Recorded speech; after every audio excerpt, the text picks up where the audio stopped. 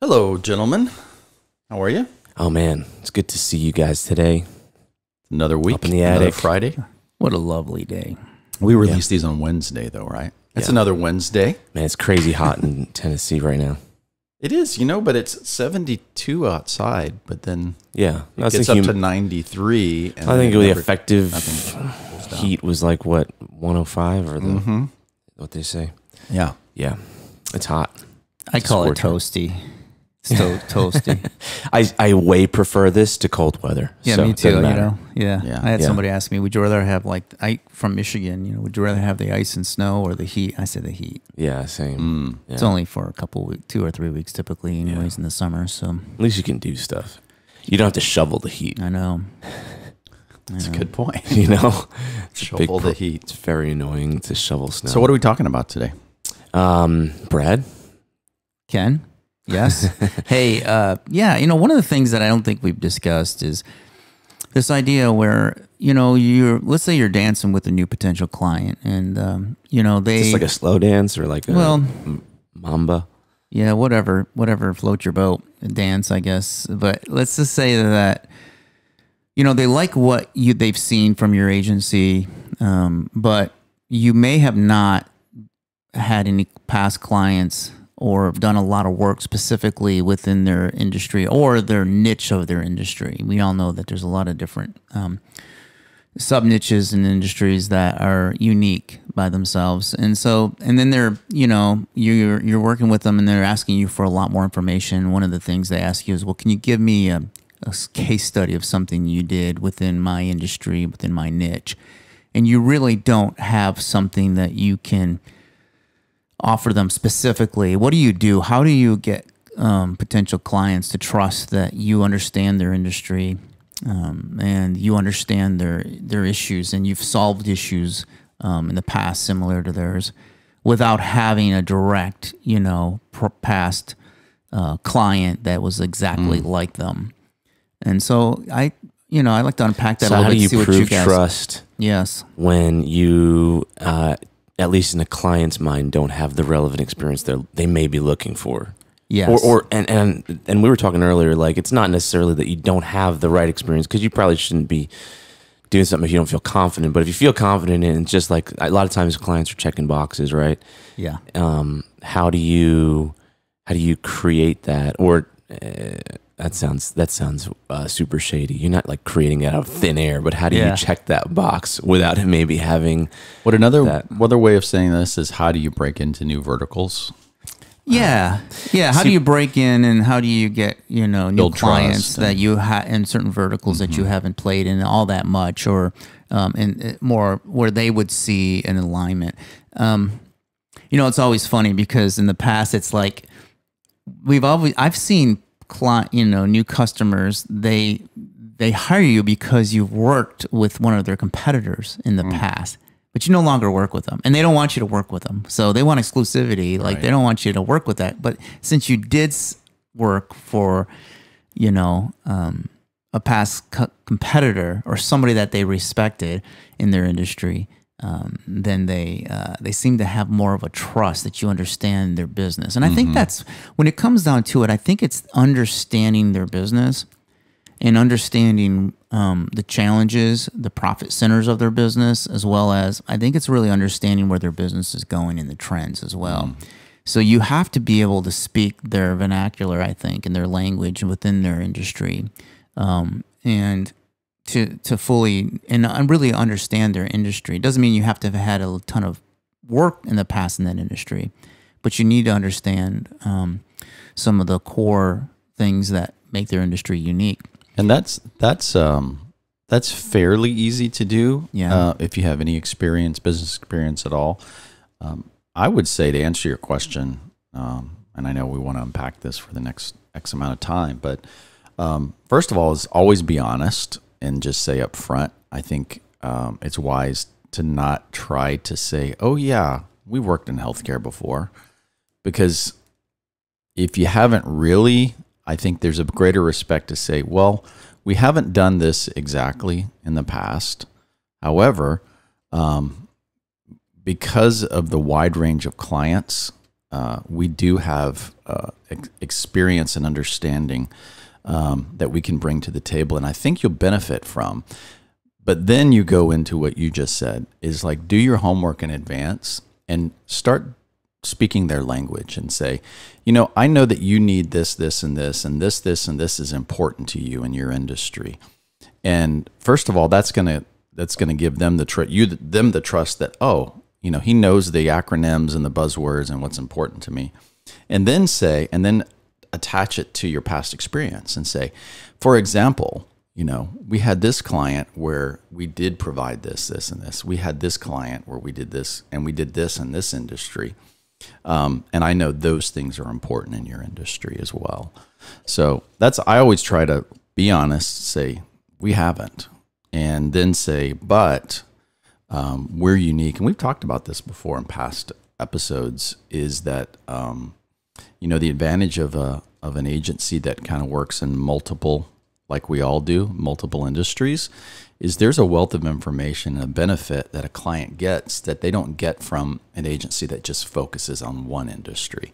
Because the learnings and the understandings and the things that is successful in other industries, you can apply to the other industry, which they may not get from other agencies they work for. Like, for instance, if it's a healthcare client that's only worked with healthcare related agencies, and then you come to the table and say, well, we've kind of dabbled in that, but we've worked in finance and entertainment, in, whatever, nonprofit, and we can bring all that wealth of understanding. And then you can find ways to tie it in and say, these are the same customers, you have this in common, and we understand your industry. So that's usually the way I try to do it. I don't know if that works for you guys.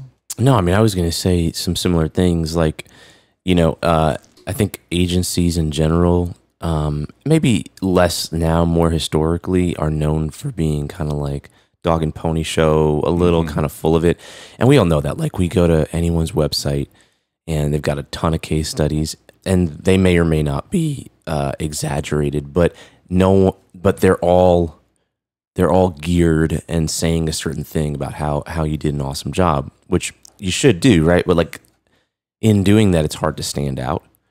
And I think that when you can have opportunities to, because you're confident in what you do, be really honest and direct with somebody and be like, it's great that you're looking for that, well, I'm not going to try and sell you on that. We're this, and I think it's better for these reasons. Now, sometimes there's a box. So there's a bunch of layers to this, right? Because like, in the corporate world, there's a lot of boxes they have to check off, regardless of if you convince them, the person that you're talking to. And so there's a question of like, how do you check those boxes as well? But I do think one element of it is just this ability to, I've talked about some past episodes, when you know what you're really good at and why people choose you, and you really know that, and you can sell that to somebody, then it's like, well, it's less about, hopefully, at least my goal is always to change the conversation, whether it's industry related or anything else. I want to change the conversation away from them assuming it's apples to apples comparison between all the agencies they're looking at, to realizing that it's not that. I want to short circuit that thinking pattern. And to do that, I think, rather than focusing on their industry, and it's not about you, but it's more, here's why, like, our unique experience, I think, is really important for this project, for what you do. If you can change that conversation, I found that to be really powerful, because it goes from, oh, we're looking at all these different people, to we're looking at one. If you can actually flip that switch in their head, and you eliminate all the competition. Yeah. I still think there's all these other boxes to check off, though, a lot of times in corporate America.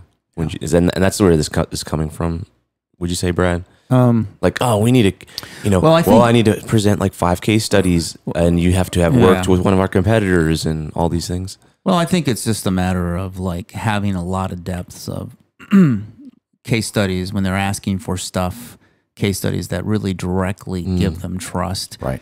And, maybe it's just the idea that I have this idea that, I've seen it, because I've seen it in the past. Doesn't mean the future is the same as the past, but that clients really, potential new clients would really like to see stuff directly. Like, it's not almost what you did, it's who you worked for in the past.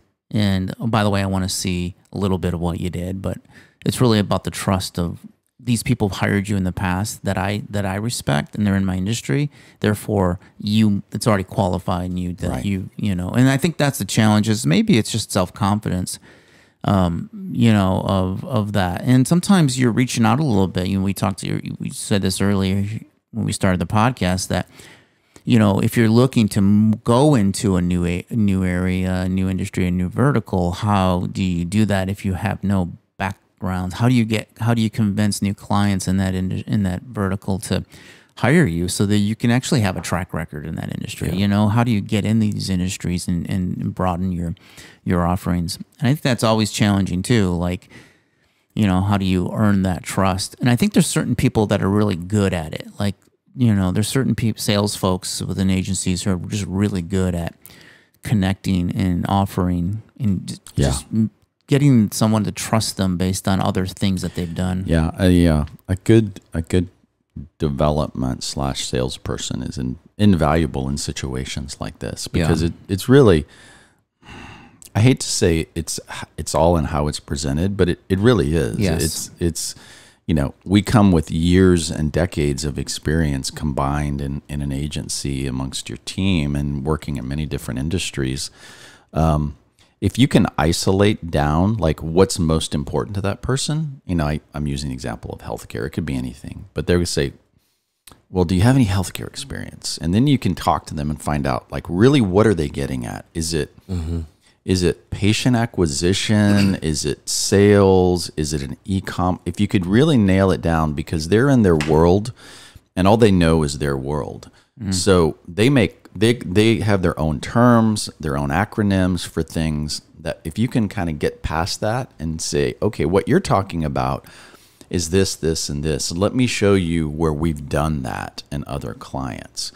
I know we work quite a bit with healthcare, and I'm learning, not having worked a ton of healthcare, and I worked some in healthcare in my past experience, but more now that we're getting deeper into it. There's all kinds of words and terms and phrases that are unique to the healthcare industry, but it's just a different word for the exact same thing that another industry does. And so if you can kind of make those connections for people and help them to see, well, have you ever done any, patient acquisitions for dermatologists at hospital, whatever it may be, you can get real niche.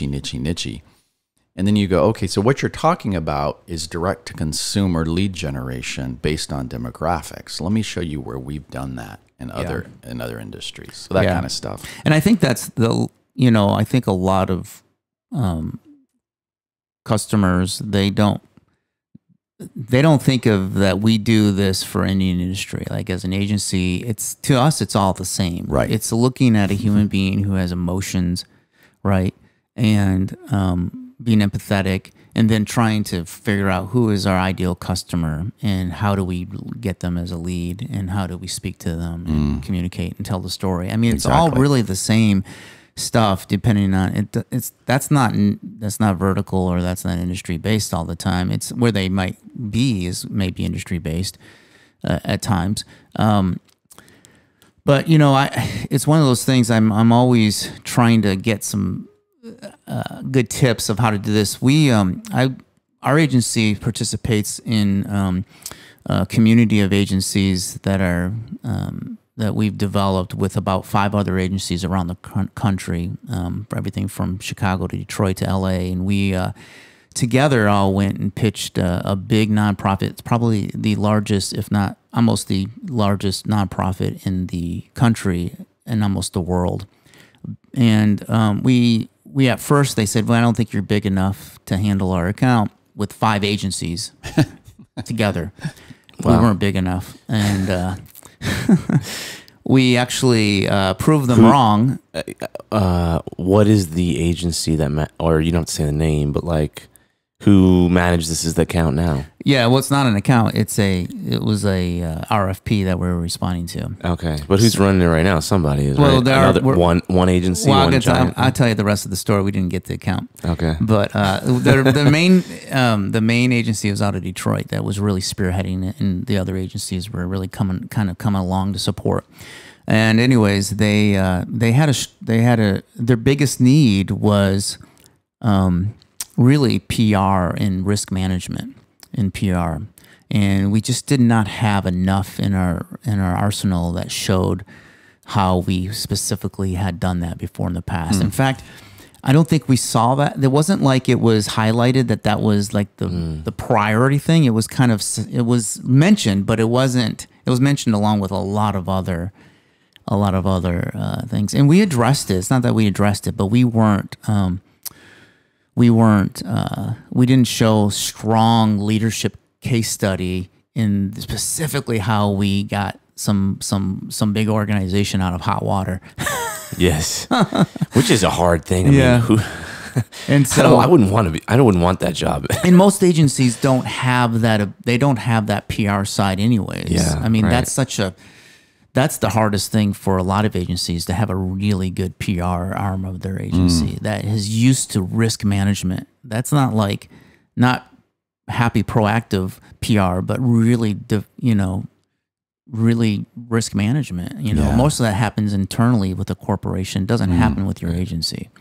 Yeah. One of the pictures that I've always tried to paint, because I think words are everything in these situations, is I use the word knowledge warehouse.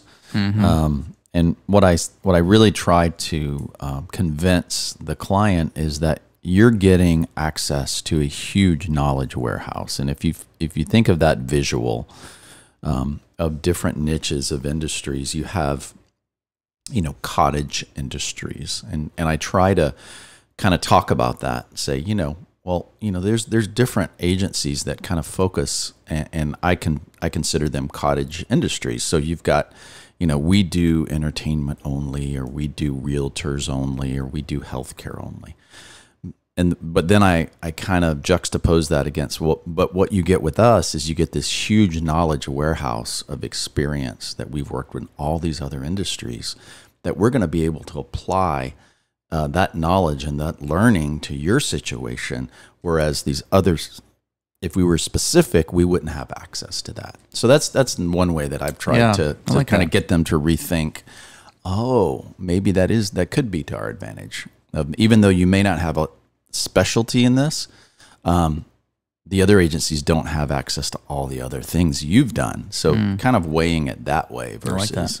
Often depends on the personality of the person. Exactly. Because you find I find that you get potentially two types of personality. One personality is maybe inside of a corporation, typically, I guess in the cliche, where it's just, I want the safe pick. What's the phrase? You won't get fired for hiring IBM. From I don't know, maybe that's from the 80s or 90s, whatever. But who's IBM? Yeah, International Business Machines. I've heard that phrase many times, but it's the safe one, right? And that is where I would imagine there's less critical thinking involved about, is this going to be successful? It's more defensive posture of I just don't want to get fired for making this suggestion. Right. And so I just want someone who has clearly done exactly what we want before and are doing that, whatever. In our industry, particularly in the e-commerce world, we get less of that because there's more kind of fighting for ground, and so, but I don't experience that a ton, but I know in certain industries, but probably healthcare too, because it's regulated and all that kind of stuff, you might get a lot of that kind of thing. And then there's the other type of person who is motivated by the innovation, the thing that they're trying to do, the ground that they're trying to grab, the potential that company has. And they're, I find, more open to, okay, let's, I thought I was looking for this. Maybe I'm not looking for this.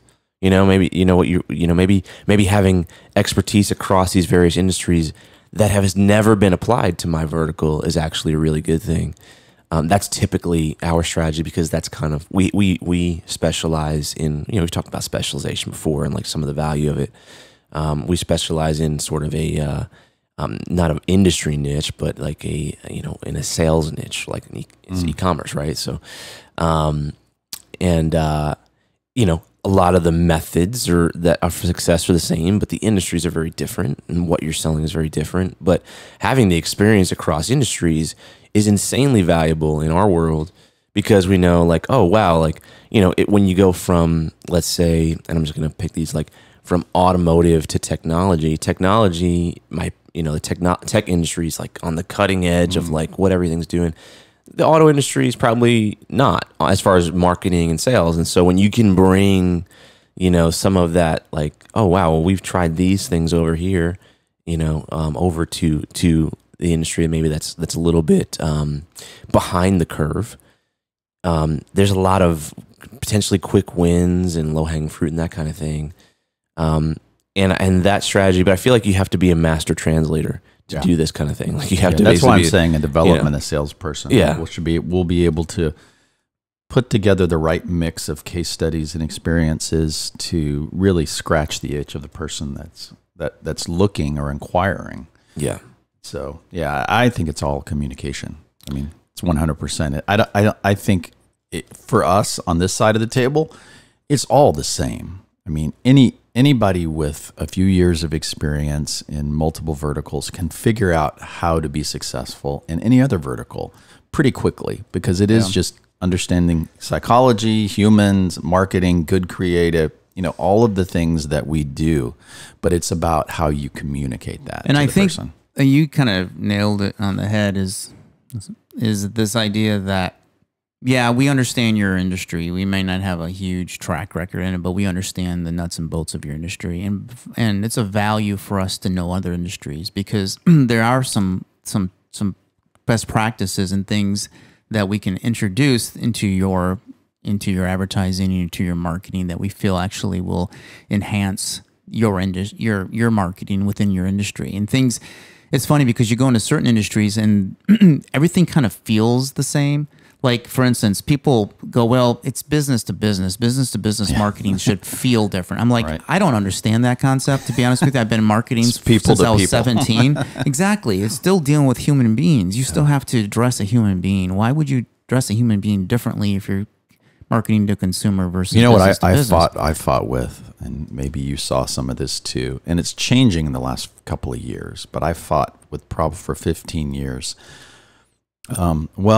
The B2B industry doesn't use the internet. The B2B industry doesn't use social media. The B2B industry doesn't use email marketing. Yeah. I fought that forever because it was just seen as, well, the B2C market's very different. And so I would just push back. I said, you mean to tell me that human being that's a executive, a director that's trying to talk to other people in this industry, they don't do the same thing as consumers do? They don't engage. They don't go to the internet. They don't go home and search, and they just go home and hide. Yeah, they go home and do paperwork. Yeah, do paperwork and send snail mail, and like that's what they do. They don't do anything else, right? But now the biggest growing budgets for digital is these industries that were holdouts. Yeah, the finance, the healthcare, all these others. That's like, we don't go direct to consumer on anything. Yeah. Well, the way we've always done it is like one of those horrible phrases that that can be the real death of an industry or a business if you're saying that kind of thing. Mm-hmm. So let me ask this: like, why would someone want to go into another industry or in another vertical? You said at the beginning, like, how do you break into a new vertical? Like, money. Yeah, but so true. My question is, like, I've heard various stats, but I think the minimum I've heard, which I think is a gross underestimate, is that in order to learn, and this was about a new product, not even a new vertical, in order to learn a new vertical, this is coming from an agency perspective or service provider perspective, was a minimum of 20 hours just to understand it for that client. And so the question I have is, maybe it's opportunities that are coming along. I'm not saying that you shouldn't consider other verticals, but I'm asking the question of, like, why would you, if you wanted to break into a new vertical, why would you want to do that? And there's a question of like, is what you know, does it not have more to it? You know, is there not more? Because the flywheel effect in business is way more powerful than the restart, you know, doing the same thing in a different place and having to relearn things. Like obviously that is a concept that's more costly. I think we're getting into philosophically what you want your agency to be. Are you an agency? Like you said, you had your friend on that says, he said, like, we're the toolbox, you know, we have all the tools. Yeah. But some agencies, like, we're a saw, we're a hammer, you Yeah. know, we're a power drill or whatever. But it may be. every agency wants to be profitable. Sure. Right? So I think the question is like, is it really more opportunity jumping into a new vertical? I think that's situational for every agency has to answer that. I mean, you mentioned money. I think obviously that's a motivator, but for me, a lot of the motivation is learning something new, to be honest with you. True. And getting I love being able to get a great case study of something that we did. We applied we applied a lot of energy to it, and we had a result that was favorable for the customer. Like, to me, that is just a beautiful thing, and I love it. It's like, and the challenge of that is fun. Mm-hmm. Also allows you to learn something new. I mean, it helps everyone all of your employees become richer with knowledge, which I really love too. And I think that's some of my challenges, that if you're going into a new industry, and let's say a couple of the folks that deal with the customer know the industry pretty well, but a lot of folks that are going to engage the customers don't. They should be up to speed. They should be able to speak the language, because what I found is a lot of customers, if you can't talk the talk with them, and you don't really understand what they're talking about, because every industry has its own language, right? And it's kind of stuff you probably heard before, but maybe they use different words, vernacular. If you can't talk the talk and hang with them, especially, and I've seen this, I know this sounds weird, but I've seen it with like older folks, like maybe your customers like in his 50s, he or she's talking about B2B people? Well, just customers that are in their 50s. I thought you were talking about B2B people. No, like let's say your customer's in their 50s, he or she's in their 50s or whatever. B2B people. Yeah, that's true. That too. But, and then someone younger on the team that just doesn't, you can tell, just can't hang with them. And when it comes to conversations and things, they kind of sense that they lose a little bit of trust because of that. Because they just don't feel like do you really understand? Am I working with a bunch of novices that really don't understand my business or are learning my business? And I don't have time to teach you. I want someone who can walk right in and have. And I think isn't that a case for staying in repeating what you do? Yeah, you become an expert and stuff. Again, I think that becoming like you, I think, because you're focused mainly on e-com, like they're less about what industries you know. You just know e-com. Right. You're right. Which is the sell, which is why I'm going there. Like, I think, like if everything, now again, there's different motivators, right? Like maybe not every agency is motivated by profit, but I do think profit as a business has to be a primary motivator, right? So otherwise the business doesn't exist. And when you're doing everything differently, and we see this in our own, we are constantly trying to work this out. Like, what are we doing? Why is this different than the last one? Why is, because when you're doing that, it's not repeatable. You can't create systems and processes, and you can't teach people, and you can't really bring on people to fulfill certain roles effectively. Essentially, you can't really scale very well. And even if you wanted to be a smaller and scale is not your goal, like if you're going to be profitable, doing everything different every time is less profitable than doing the same every time. So I'm always questioning, like, well, what is the thing we can do the same, even if it doesn't have to be everything, right? Like, and so we don't focus on any specific industry, for instance, but and I think we've worked in almost all industries, but we focus in this area of e-commerce, and specifically like using technology to sell something. Because e-commerce may change in the future. So for you, what you're saying is, because I think now we're shifting to getting, being very specific on the skill set. So for you, it's more of if someone came to you in an industry that you hadn't have a ton of experience in, your response would be, oh, you want e-commerce? We're really good at e-commerce, and we can do that for you. Yeah. And I think which is what you were saying at the beginning. Right. It's like not really, it doesn't really matter about your industry because, I mean, sometimes it does. Right? Maybe there's regulation, there's other things. And I think that's the value in focusing on a specific skill in your agency. Whereas what you're saying is when you're more broad and you do other things, strategy, branding, e-commerce, marketing, then you have to say it's not just like we're really good designers. So it doesn't matter what industry you is, we're a great designer. Yeah. But then they're coming to you with other things going, do you understand our industry? Because we want to hire you to do this, and this. Then it becomes more important. So I think that's interesting. What I'm suggesting is kind of in the middle of that. Like, I think every agency has the thing that they do, right? That they do every single time. Or things. Things, but I'm saying like whether it's a skill or it's a level of experience, like the unique thing that they are doing, the unique thing, the most valuable thing at the end of that whatever that is, maybe strategy, maybe a certain philosophy, maybe an industry, it could be whatever, but like that unique thing is, I think I'm proposing that is the key to unlocking a lot of those conversations. But what if you do multiple things? Well, a lot of people do multiple things, but like I could say, most people could say, well, a lot of people do all those things. All those things you said, a lot of people do. What's the one thing that you guys do that's different? And if you know that and you can preempt that, and what I'm saying is like, in my experience, selling someone on, hey, this is the thing that's important, and it's not necessarily the industry. You do that in a polite way, right? But like the industry may or may not matter, but like this thing matters. And what you're saying is you need this thing, and we do that the best in the world.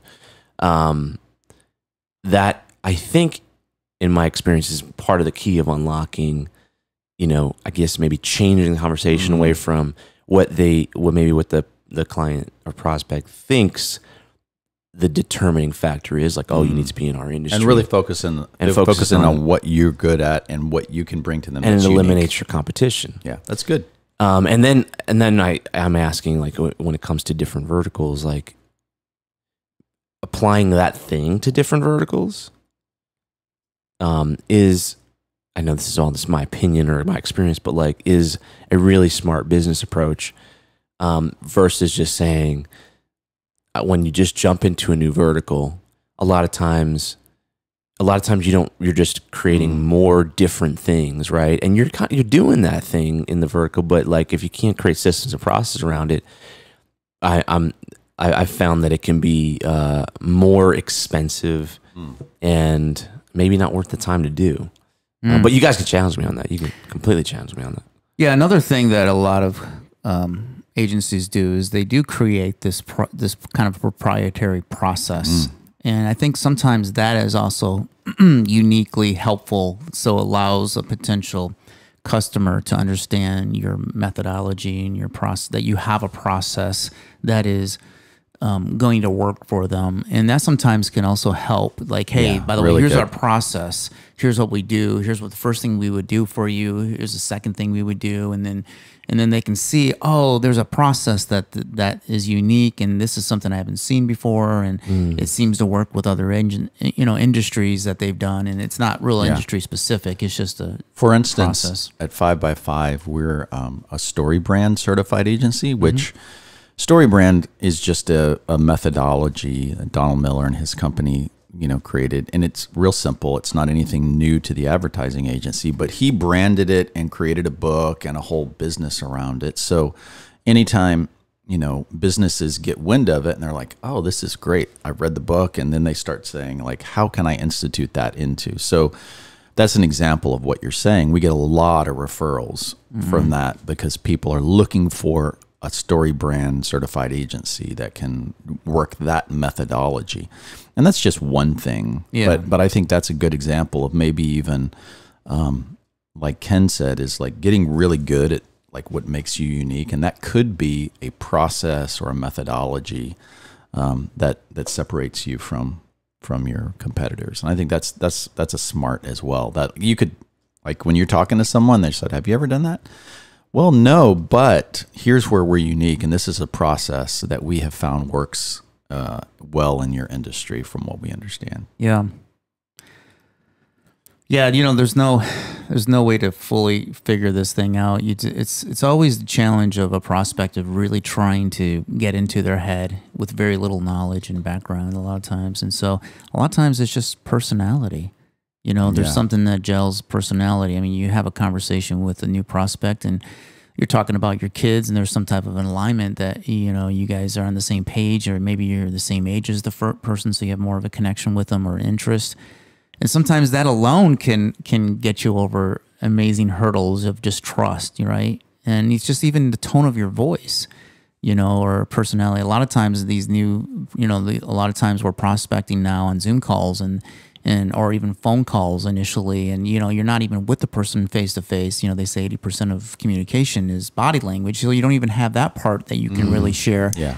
And so making that connection, I think, is really key, and that's helpful to creating trust. And so I think these are just the really interesting things to think about. I think a few things that I would definitely want to take from this is that, you know, understand where your real value is, that one thing that makes you unique as an agency, and something that can cross industries.